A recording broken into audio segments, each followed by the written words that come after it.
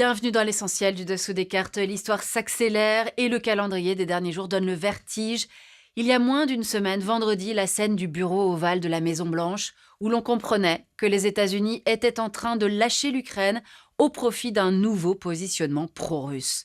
Puis dimanche, contre-attaque à Londres, britanniques, européens, mais aussi turcs et canadiens autour du président ukrainien. Et puis il y a eu lundi soir l'annonce que les États-Unis gelaient l'aide à l'Ukraine. Dans ce contexte, les dirigeants européens ont pris la parole ces dernières heures pour mobiliser les opinions publiques. Friedrich Merz, le plus que probable futur chancelier allemand, a brisé un tabou. Il veut qu'à l'avenir, les dépenses de défense de son pays, massives, puissent être adoptées sans tenir compte du frein à l'endettement, tandis qu'Emmanuel Macron, hier soir, annonçait lui aussi un réarmement européen indispensable. Enfin, ce jeudi, sommet exceptionnel des 27 à Bruxelles, en présence de Zelensky. Parmi les objectifs, jouer la carte des industries européennes de défense. Sortons nos cartes. Dans la région de Toulouse, voici le siège social d'Airbus. Réputé pour ses systèmes aérospatiaux, ses satellites et ses avions militaires, dont l'avion de transport A400M ou encore l'hélicoptère Tigre. Autre champion français, Thales, ou encore Safran, spécialisé dans les moteurs. Toujours en France, ici à Saint-Cloud, voici Dassault Aviation Group, connu pour l'avion de combat Rafale et l'avion de combat Mirage 2000.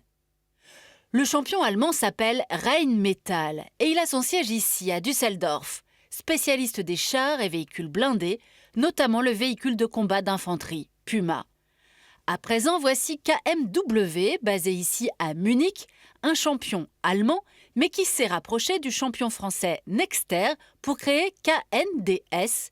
Ils produisent désormais ensemble les chars Léopard 2, Leclerc et les canons César. Voici à présent le siège de Leonardo à Rome, une firme italienne qui figure dans le trio de tête des industries européennes de défense. Parmi leurs spécialités, les hélicoptères et le dernier cri, l'AW249 baptisé Fenice. Le cas de la Suède est intéressant. État européen qui longtemps a joué la carte, comme la Finlande, de la neutralité, ce qui ne l'empêcha pas de développer une industrie de défense très puissante.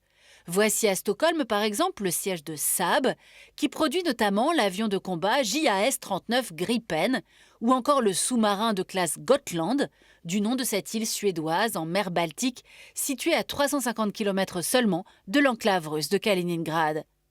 La Suède qui, comme la Finlande, a récemment rejoint l'OTAN.